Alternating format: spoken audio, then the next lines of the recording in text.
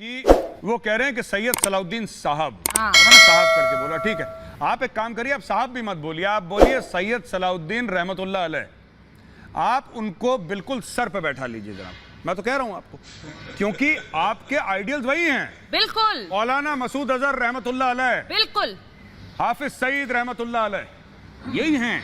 वहां का खेल वही है, पाकिस्तान का बच्चों के आइडियल्स वही हैं। इसीलिए परवेज मुशर्रफ ने बोला था कि उसामा बिन लादेन हमारा हीरो है। परवेज मुशर्रफ ने बोला था वजाद खान की शो में कि हाफिज सईद हमारा हीरो है, मौलाना मसूद अजहर हमारा हीरो है, उसामा बिन लादेन हमारा हीरो है, लश्कर तैयबा वाले हमारे हीरो हैं। ये पाकिस्तान का प्रेसिडेंट बोल रहा है, ये पाकिस्तान का आर्मी चीफ बोल रहा है। तो जिस कंट्री का, जिस देश का, मुल्क का आर्मी चीफ और प्रेसिडेंट ये बोलता है। एक मिनट आरजू जी, आप जो कहते हैं ना जेल में डालते हैं, जेल में आपने मसूद अजहर को डाला था, उसका बच्चा हो गया, उसका जेल में बच्चा कैसे हो गया? आप क्या जेल में डालते हैं? ये कैसा जेल है जहां पे लोगों के बच्चे हो रहे हैं?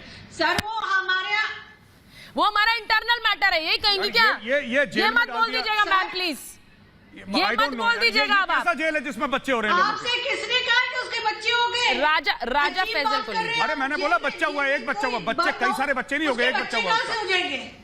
कैसे हो गया बच्चा?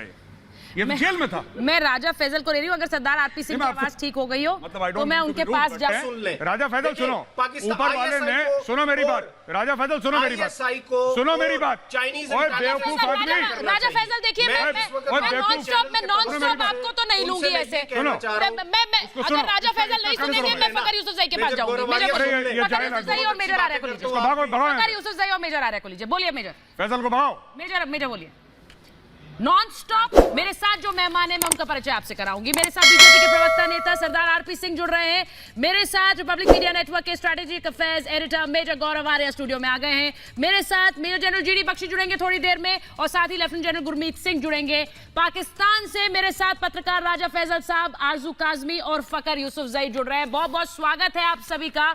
और मैं शुरुआत कर लेती हूँ राजा फैजल आपके साथ और मेजर गौरव आर्या के साथ।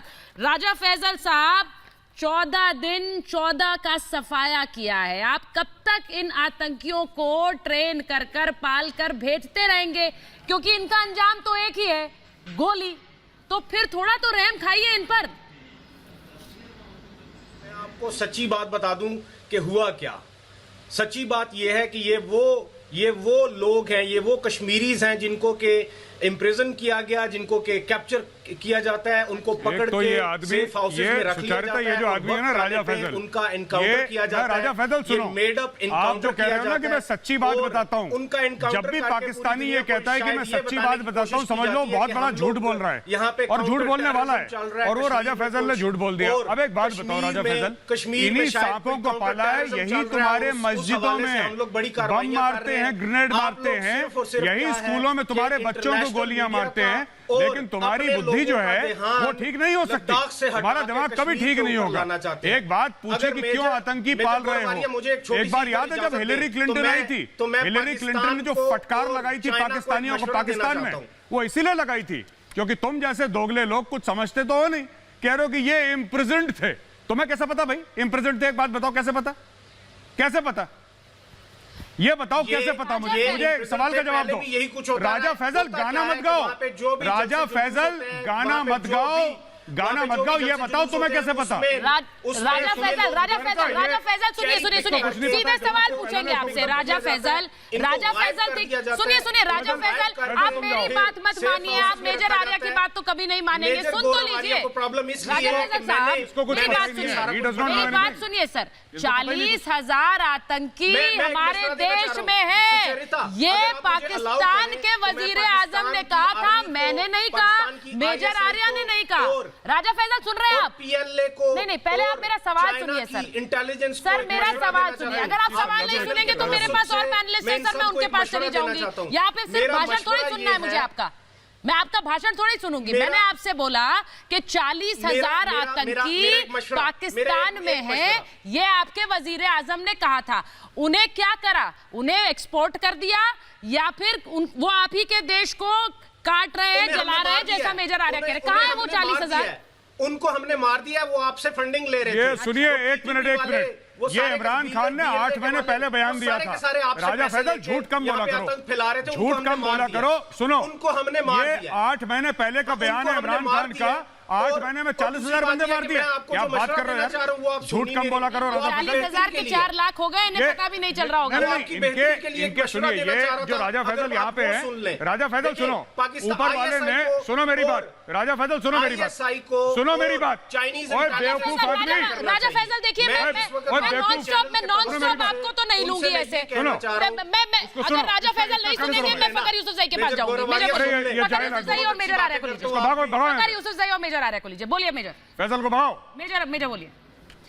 नॉन स्टॉप भाषण के लिए मैंने किसी को आमंत्रित नहीं किया है। सवाल भी सुनिए और फिर जवाब दीजिए। मेजर आप बोलिए, फिर मैं फकर यूसुफजई के पास जाऊंगी। देखिए, साफ सीधी बात है, ये जो आतंकवादी हैं, चाहे वो बाहर से आए हों, सरहद पार से, क्योंकि लाइन ऑफ कंट्रोल है ऐसा कि आप कितने भी फेंस लगा लें, आप रोक नहीं सकते। आप ड्यूरेंट लाइन में पाकिस्तान ने फेंसिंग कर दी, वहां से अफगान आते हैं, आप रोक नहीं सकते। You can not stop. Nature of the topography is like that. ये वैली में अलग है, ड्यूरेंट लाइन की अलग है, लेकिन एक एग्जांपल दे रहा हूं कि मेरे पाकिस्तानी गेस्ट समझ लें। दूसरी बात एक और है ना कि यहां पे जो आएगा, देखिए सुनिए, आर्मी का काम क्या है? To kill the enemies of the state. किसी भी आर्मी का, मैं इंडियन आर्मी की बात नहीं कर रहा, किसी भी आर्मी का काम है to kill the enemies of the state. Those who are deemed enemies of the state must die and they will be killed.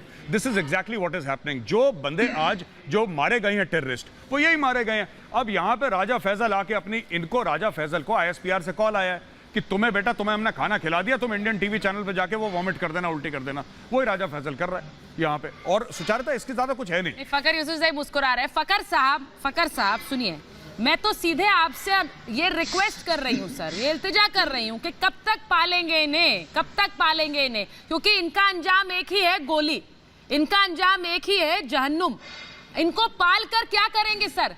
यहाँ भेजते रहते हैं आप हिंदुस्तान में, और इनको अंजाम तक पहुंचाती रहती है भारतीय सेना। नहीं, सुचारिता पाकिस्तान ने किसी जमाने में पाले हुए थे, वो बिल्कुल आपकी बात सही है। वो 90s वो चला गया। अब ये 2020 का पाकिस्तान है। जिस तरह आप हिंदुस्तान की बात करते हैं कि ये मोदी जी का हिंदुस्तान है, लेकिन एक बात अभी आपको ये बता दूं, इमरान खान का पाकिस्तान है। सर आप ये नहीं कह पाएंगे, हम तो कहते हैं घर से ये मोदी जी का हिंदुस्तान है, आप कह पाएंगे इमरान खान का पाकिस्तान है? नहीं कह सकते सर, क्योंकि आप गर्व महसूस नहीं करते इस पाकिस्तान में। और अगर आप गर्व महसूस करना चाहते हैं फकर यूसुफजई, तो साफ साफ कह दीजिए कि मोदी जी का भी पाकिस्तान है, फिर गर्व हो जाएगा आपको। ऐसे गर्व नहीं होगा इमरान खान के नाम। शरीफ थे, उससे पहले जो है वो आसिफ अली जरदारी और गिलानी साहब थे। देखिए फकर साहब सुनिए, फकर साहब एक मिनट। फकर साहब मैं आपसे सीधे ये कहती हूँ, पाकिस्तान 1990 का, 1980 का और 2020 का एक ही है। बल्कि आपने शायद सही कहा, अलग है, क्योंकि वो 40,000 से शायद 8 महीने में 4 लाख कर दिया आपने आतंकी। आपको भी नहीं पता चला, आपको भी पता नहीं चला वो 40 कहाँ गए। वो 40 के 4 लाख हो गए क्या? आपकी सुचारिता, आप लोगों की जो स्टेट पॉलिसी है कि आप लोगों की आर्मी ने कश्मीरियों को मारना है, ये कोई पाकिस्तान से नहीं आए। जो आप लोगों ने 14 मारे, उसमें से मुझे एक बता दे जो पाकिस्तान। इमरान खान ने 8 महीने पहले, फकर साहब, इमरान खान ने 8 महीने पहले ये बोला था कि हमारे मुल्क में यानी पाकिस्तान में 40,000 दहशतगर्द हैं। वो कहां गए ये बता दीजिए आप। 8 महीने पहले इमरान खान का बयान है कि 40,000 दहशतगर्द पाकिस्तान में है। और 2.5 साल पहले का, सुनिए साहब, आप 90s की बात करते हैं, 2.5 साल पहले वजाहत खान आपका जो आपका सहाफी है, आपका जो एंकर है, वो परवेज मुशर्रफ के पास गया दुबई में 2.5 साल पहले, और परवेज मुशर्रफ ने बोला कि लश्कर तैयबा को हमने क्रिएट करा था, हमारे हीरोज, हमने इनको कश्मीर में भेजा है। आप क्या बात कर रहे हैं? परवेज मुशर्रफ 90s में था क्या प्रेसिडेंट? राजा फैसल क्या बात करती साहब आपने? सब बोले जा रहे। राजा फैसल साहब, जब मैं आपके पास आऊं तब बोले आप सर, इतना कष्ट ना दें अपने आप को। जो पाकिस्तानी 70,000 मरे, वो कौन थे? आरपी सिंह सर को लूंगी मैं। वो 70,000 आपके बंदों ने खुद मारे हैं जनाब, हमने नहीं मारे। सरदार आरपी सिंह, सुनिए फकर साहब, आपके आतंकी सर आप ही पाल रहे हैं, आप ही उन्हें खिला रहे हैं, आप ही उन्हें ट्रेन कर रहे हैं, फिर हिसाब भी तो आप ही देंगे ना। हिसाब भी आप ही देंगे या कोई और देगा? इसमें और किससे? गुरमीत सिंह के पास जा रही हूं, क्योंकि गुरमीत सिंह जी, आपने तो इन पाकिस्तान से आए आतंकियों को कश्मीर में देखा है, इन्हें न्यूट्रलाइज किया है, इनका सफाया किया है। इन्हें बताइए ना सर, किस तरह ट्रेनिंग लेकर आते हैं पाकिस्तान से आतंकी वहां, और ढेर किए जाते हैं, अंजाम तो एक ही है। लेकिन कम से कम आकाओं को तो निपटे जो वहां बैठे हैं हेडक्वार्टर बनाकर। सुचरिता जी, आपने बिल्कुल ठीक बोला। जब स्थिति ऐसी आ जाए कि 4 दिन के अंदर में 14 टेररिस्ट को एलिमिनेट किया जाए और 15 दिन के अंदर में 30 को किया जाए और 6 महीने के अंदर में 100 के पार एलिमिनेट किया जाए, तो ये पूरे पाकिस्तान आर्मी, ISI और टेररिस्ट ग्रुप को समझना चाहिए कि उनका खेल खत्म हो गया है। अभी जो स्थिति है वो पूर्ण रूप से बदली हो गई है। अवाम कंप्लीट सपोर्ट कर रही है, स्पेसिफिक इंफॉर्मेशन मिल रहे हैं और जिस बाखूबी से सिक्योरिटी फोर्सेस ज्वाइंटनेस के साथ में एक प्रोफेशनल तरीके के साथ में एक प्रिसाइज ऑपरेशन कर रहे हैं, तो ये बिल्कुल क्लियर होना चाहिए। और जो टेररिस्ट हैं उनके लिए संदेश बिल्कुल क्लियर है, अगर तो वो टेररिस्ट होगा पाकिस्तान से आया हुआ तो अवश्य मरेगा, he will be killed, will be eliminated। अगर वो लोकल टेररिस्ट होगा उसको एक मौका दिया जाएगा सरेंडर करने के लिए। नहीं सर, देखिए मैं बिल्कुल क्लियर होना चाहिए पूरे टेररिस्ट को कि जो टेररिस्ट की शेल्फ लाइफ होती है वो बहुत लिमिटेड है, और अगर समय हो 2020 का तो उनकी जो शेल्फ लाइफ है उससे भी कम हो जाएगी। शेल्फ लाइफ कह रहे हैं, इनको मतलब थोड़े ये आतंकी जाए अपने आप को उड़ा ले और खत्म कर दे और वहां पर आतंक बिल्कुल ठीक कहा आपने, फैला दे। इनके लिए इंसानी जान की कीमत नहीं है। आरजू काजमी, मैं आपसे पूछ रही हूँ कितने आतंकी भेज रहे हैं आप? एक एक करके उनका सफाया हो रहा है, लेकिन सबसे बड़ी बात पाकिस्तान हेडक्वार्टर बन गया आतंक का, लेकिन आप लोगों को कोई फर्क नहीं पड़ता, कोई फर्क नहीं पड़ता आप लोगों को। नहीं देखिए, अगर कोई दहशतगर्द या कोई टेररिस्ट आता है भारत में, चाहे जहां से भी आए, पाकिस्तान से नहीं आ रहा, आपको बिल्कुल हक है कि आप उसे पकड़े, आप उसे मारे या जो भी करें, लेकिन इस तरह से मैम एक बात बताइए, हिजबुल मुजाहिदीन, जैशे मोहम्मद, मुझे बताइए जैशे मोहम्मद, हिजबुल मुजाहिदीन, लश्कर तैयबा, ये टेररिस्ट आउटफिट के हेडक्वार्टर कहाँ है मैम? पाकिस्तान को ऐसा करके कोई फायदा नहीं। नहीं आरजू, आप कह रही है पाकिस्तान का कोई लेना देना नहीं है, Pakistan is a peace loving country, Pakistan is a peace loving country. उनको रोके, सुनिए ना, फिर लश्कर तैयबा, जैशे मोहम्मद, हिजबुल मुजाहिदीन, इनके हेडक्वार्टर आपके देश में क्यों है मैम? पीस लविंग कंट्री, बिल्कुल आपके देश में क्यों है? पीस लविंग कंट्री आप मुझे बताएंगी? शौक नहीं है, मैं तो चाहती हूं। मैम सैयद सलाउद्दीन कहाँ है? जैसे प्रोग्राम मैम सैयद सलाउद्दीन कहाँ है? हम लोग मिलके मैम हाफिज सईद कहाँ है? एनवायरमेंट नहीं अब तो पीस लविंग कंट्री पर बात होगी मैम। इस तरह आरजू, अब तो पीस लविंग कंट्री पर बात होगी। मैं आपसे पूछ रही हूँ मैम, सैयद सलाउद्दीन कहाँ है, हाफिज सईद कहाँ है, जो इतने पीस लविंग लीडर्स हैं, ग्लोबल लीडर्स पीस लविंग, वो कहाँ है मैम? कहाँ पर है वो जो पीस लविंग नेशन है? अच्छे से मालूम है कि पाकिस्तान उसके ऊपर काम कर रहे हैं। सर मैम काम कर रहा है, कब तक आरजू, कब तक काम, कब तक काम? कोई लिमिट है? कोई लिमिट है काम करने की, या फिर नहीं कोई लिमिट है काम करने की? आप जानते हैं वो ग्लोबल टेररिस्ट है, आप जानते हैं कि वो आतंक को फंड करते हैं, आप ये भी जानते हैं कि पाकिस्तान से हिंदुस्तान आतंकी भेजे जाते हैं, लेकिन काम कर रहे हैं। भाई मेजर आरा, ये कौन सा काम चल रहा है भाई जो खत्म ही नहीं हो रहा? ये जानते हैं आतंकी बैठे हैं इनके घर में, मैं एक चीज काम चल रहा है पर। आरजू एक मैसेज पढ़ना चाहता हूँ, आरजू एक मैसेज पढ़ना चाहता हूँ मैं, आप अगर आप सुने मेरी बात आरजू जी, एक मैसेज पढ़ना चाहता हूँ। ये एक इंडियन आर्मी ऑफिसर का मैसेज है जो JNK में ऑपरेट कर रहे हैं। उन्होंने लिखा है, आज सुबह की बात है, morning encounter 2 more down sir, total 5। आज उन्होंने खबर दी है। फिर उन्होंने बोला है, intelligence is flowing like honey, intelligence is flowing, जो खबर है वो शहद की तरह बह रही है, locals are fed up of them. ये आज मुझे मैसेज आया और मैं कोट कर रहा हूं, अफसर का नाम मैं नहीं ले सकता फॉर ऑब्वियस रीजंस। वो अफसर कह रहा है कि आम कश्मीरी इतना परेशान हो गया इन लोगों से, ये जो है 2 इस घर में है, 3 इस घर में है, 5 इस घर में है, ये कौन बता रहा है? सुनिए, नहीं लोकल कश्मीरियों का नाम ले लेकर ही तो आतंक फीड कर रहे हैं। में घुसी इंडियन आर्मी कि जब कोई आएगा हम बता देंगे, नहीं, ये कोई ना कोई तो खबर दे रहा है, कोई ना कोई तो ग्राउंड लेवल की इंटेलिजेंस दे रहा है, चाहे पुलिस को दे रहा है, चाहे आर्मी को दे रहा है। Somebody is giving the intelligence. ये लोकल्स दे रहे हैं। लोकल्स इतने परेशान हो गए, कश्मीरी इतने परेशान, क्योंकि आप लोगों ने क्या करा पाकिस्तान में। आरजू जी मैं आपको बताता हूं, आप लोगों ने बड़ी खूबसूरत बात करी। आपने बोला हम पाकिस्तान में महफूज हैं, हम लोग बिल्कुल ठीक हैं, तुम जाओ शहीद हो जाओ, तुम मर जाओ, पाकिस्तान के गरीब तुम भी मर जाओ। यस। तो कोई इमरान का बेटा या बाजवे का बेटा तो आके लड़ा नहीं कश्मीर में, बिल्कुल। ये तो सब गरीबों के बेटे लड़े। तो आपने सबको भेज दिया यहां पे मरने के लिए।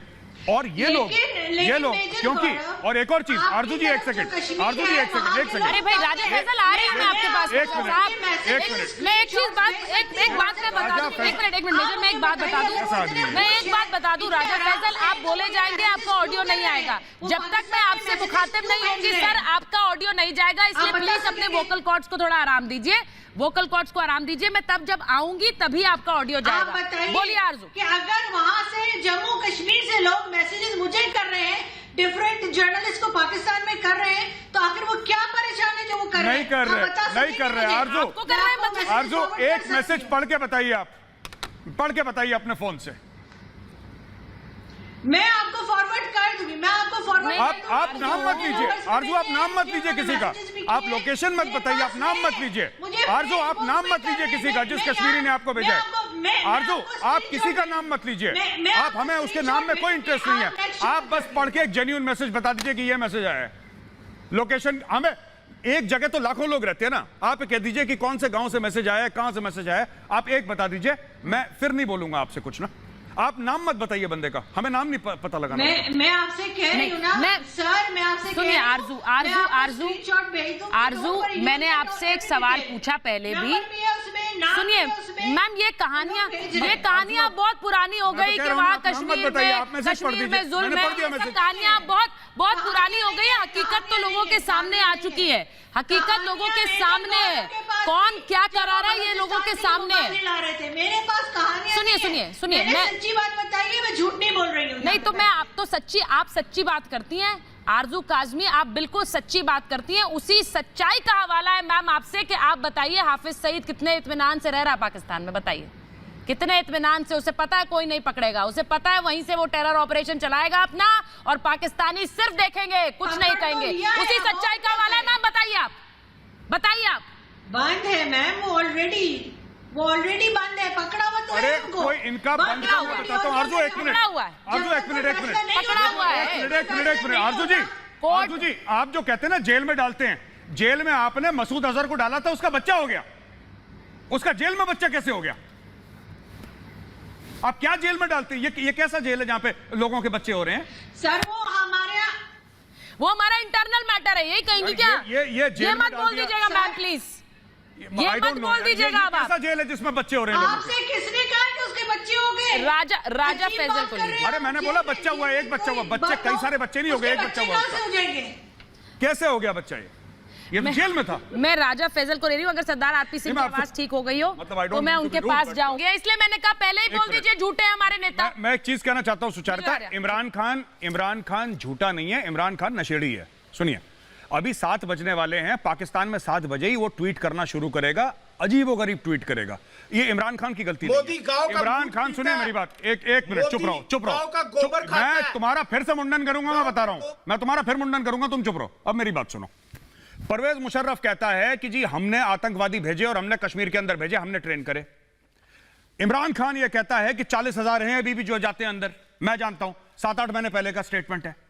ये सारे स्टेटमेंट इनके हेड ऑफ द नेशन हैं, जो इनके प्रेसिडेंट हैं, इनके प्राइम मिनिस्टर हैं, इनके आर्मी चीफ हैं। आप किताब पढ़िए साहब, in the line of fire Pervez Musharraf की आप किताब पढ़िए, आपको पता लग जाएगा परवेज मुशर्रफ ने क्या लिखा है उसमें। वो खुद कहता है मैंने करा है, फिर आप लोग यहां पे डिफेंड करते हैं। अरे साहब उसने लिख के दे दिया कि हाँ मुझे फक्र है कि मैंने टेररिस्ट पाले, वो कहता है मुझे फक्र है मैंने भेजे कश्मीर में, और वही कहता है आपका प्रेसिडेंट, आपका आर्मी चीफ कहता है, रिकॉर्ड पे कहता है हमने भेजे, आप हमसे कहते हैं नहीं साहब, मैंने कहा जानते ही नहीं कौन है ये, वो तो 90s में होता था। तभी मैंने कहा कि आप मान लीजिए कि आप झूठे लोगों को नेता चुनते हैं। फकर यूसुफजई, आप लोग इस मामले को गंभीरता से लेकर इसका इलाज क्यों नहीं करना चाहते हैं? या फिर आप कह रहे हैं कि आपका देश तो आर्मी चला रही है, उसके आगे आप लोग बेबस हैं, कुछ नहीं कर सकते। वो अगर टेररिज्म पालेंगे तो हम कुछ नहीं कर सकते, सिर्फ हाथ जोड़कर सुन सकते हैं और देख सकते हैं।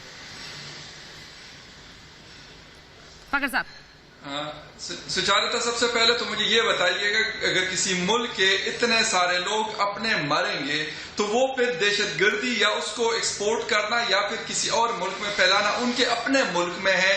उनकी जो अपनी जाने इतने लोगों की गई है वो कहाँ गई? आप लोग सिर्फ हवाई बातें कर रहे हो। कश्मीर के अंदर आप लोग वहां पे उनको घेरा हुआ है, 7-8 लाख आर्मी लगाई हुई है, उनको आप गोलियां मारते हैं और मतलब सब जिसे कहते हैं इंटरनेट बंद कर दिया, ये कर दिया, वो कर दिया, ये करके देखें आप उनको ना ये कर सकते हैं। ये आप लोगों ने बड़ी कोशिश कर ली। एक मिनट मेरे साहब, एक सेकंड। जी आप बोले कर ली, बंदूक भी इस्तेमाल कर ली, गोली भी इस्तेमाल कर ली, लेकिन उनको अपनी उनकी जो आइडियोलॉजी है वो खत्म आप नहीं कर सके, वो ना आप कर सकते हैं जितने मर्जी आप, जब तक आखिरी कश्मीरी को नहीं मार देते ना उस वक्त तक आप नहीं कर सकते। ओके, बिल्कुल मैंने आपकी बात सुन ली, मेरी बात पाकिस्तान के ऊपर। एक मिनट सर, आपने बात कर ली ना, मेरी बात सुनिए फकर साहब, आपने अपनी अगर ये बात हो, फकर साहब आप हंस भले ही रहे हैं, मुद्दा बहुत गंभीर है। मैं आपसे ये सीधा पूछ रही हूँ, आप क्या नहीं जानते हैं कि Syed Salahuddin is a terrorist?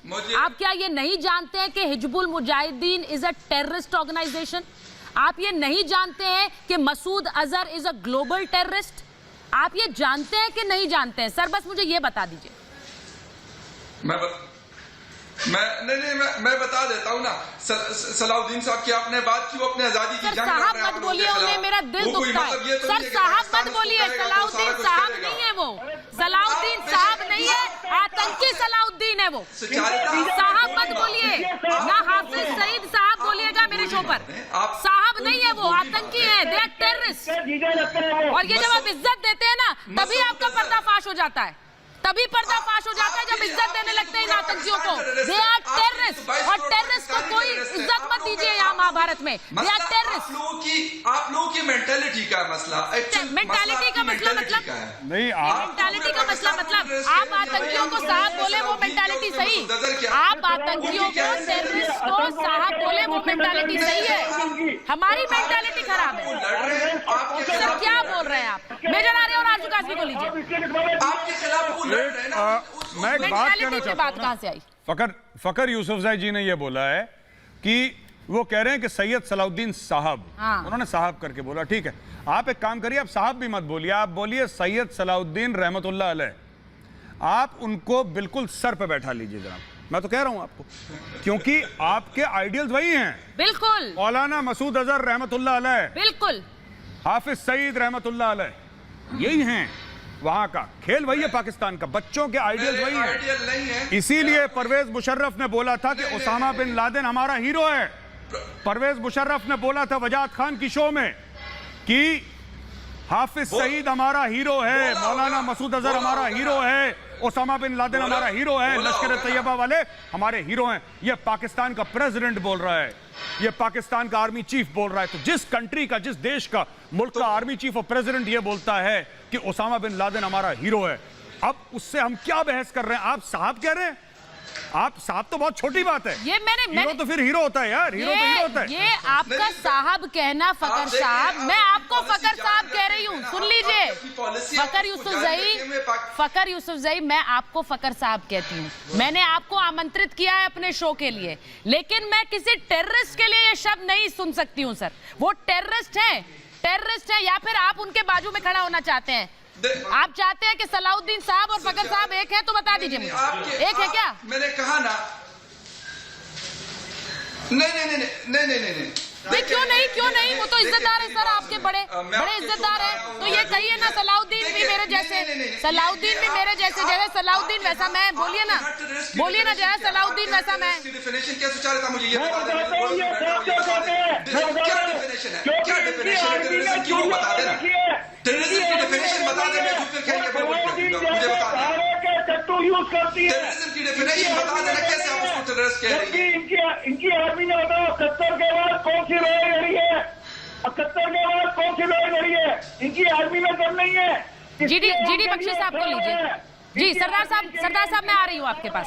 सरदार साहब मैं आपके पास आ रही हूँ। जीडी बख्शी सर, मैं सीधे कह रही हूँ कि जब आतंकियों को जब आतंकियों को साहब करके बोला जाए तो आप खुद ब खुद बेपर्दा होते हैं। हेलो जी सर। हाँ देखिए, 4 बार पाकिस्तान ने जंग करके कश्मीर को हथियाने की कोशिश करी, 4 बारी उसके दांत तोड़ दिए गए। 1971 में जब पाकिस्तान ने ये कोशिश करी, ये दुस्साहस किया, उनके मुल्क के 2 टुकड़े हो गए। 2 टुकड़े हो गए। 93,000 कैदी यहाँ हमारी जो है प्रिजनर ऑफ वॉर कैंप्स में पड़ रहे थे। उनकी बीवियां चूड़ियां तोड़ तोड़ के अपनी जो है भुट्टो साहब के घर के सामने वो प्रदर्शन कर रही थी कि हमारे आदमी वापस लाओ, हमारे आदमी वापस लाओ। वो इधर आके रोए धोए, पांव पकड़े उस वक्त हमारी लीडरशिप के, और तब जाके हमने रहम का इनके 93,000 कैदी वापस किए। बांग्लादेश की सरकार उनमें से 175 के खिलाफ, इंसानियत के खिलाफ जुर्मों के लिए, वॉर क्राइम्स पे उनको ट्रायल पे रखना चाहती। हमने फिर भी वापस दे दिए कि ले जाओ अपने आदमी। और ये जो है अब इनको बिल्कुल क्लियर है कि लड़ाई अगर करने की कोशिश करेंगे इनका देश नहीं बचेगा, 4 टुकड़े हो जाएगा। तो ये जो है इनकी वर्दी वाली फौज पीछे होके सलवार कमीज वाले ये आगे कर रही है। गांव से लड़के पकड़ रहे हैं, 8-8 हजार रुपए, 10-10 हजार रुपए माहवारी देके उनको वो मरने के लिए यहाँ भेज रहे हैं। जिसको भी कोरोना की बीमारी हो जाती है उसे वो कश्मीर में भेजते हैं कि और कुछ नहीं तो ये 1-2 शायद मार ले सिविलियन, और उसके बाद ये कोरोना तो फैलाएगा। वो लोग बड़े जलसे करेंगे तो वो कोरोना से उनकी लाश, इसकी लाश वो जो है दूषित है, वो और कोरोना फैलाएगा वहां पे। ये तो इनकी यतीम हालत हो गई है इस मुल्क की। इकोनॉमी का भट्टा बैठ गया है। और ये जो है जब इनके प्राइम मिनिस्टर अमेरिका जाते हैं तो रहम खाकर सऊदी अरेबिया के जो राजा साहब है सर, ये भी तो एक बिजनेस है। दे देते हैं, क्योंकि वो कैटल क्लास में बैठ के जा रहे थे, इकोनॉमी क्लास में बैठ के, तो उन्होंने कहा कि साहब हमको बुरा लग रहा है। एक्चुअली हमको भी बुरा लगा कि साउथ एशिया का एक लीडर अमेरिका जा रहा है, उसकी हैसियत ये है कि वो कैटल क्लास में बैठ के जा रहा है। तो सऊदी अरेबिया के राजा ने इनको दिया अपना जहाज, और ये वहां जाके चौधरी बन गए। ये सऊदी अरेबिया और ईरान के बीच में पीस टॉक कराने की कोशिश